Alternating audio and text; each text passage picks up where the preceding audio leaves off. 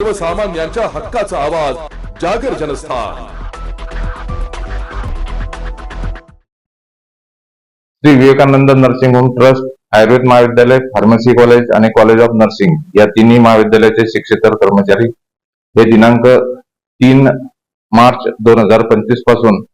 जे धरणे आंदोलनाला बसलेले होते,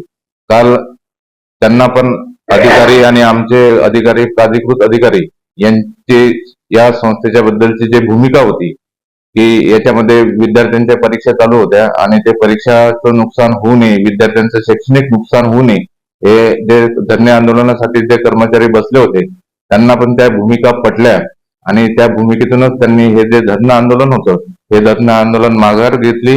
आणि आजपासून कामकाजाला, काल दुपारपासूनच कामकाजाला सुरुवात केली। आणि हा कर्मचारी, अधिकारी आणि आमचे जे मॅनेजमेंट आहेत,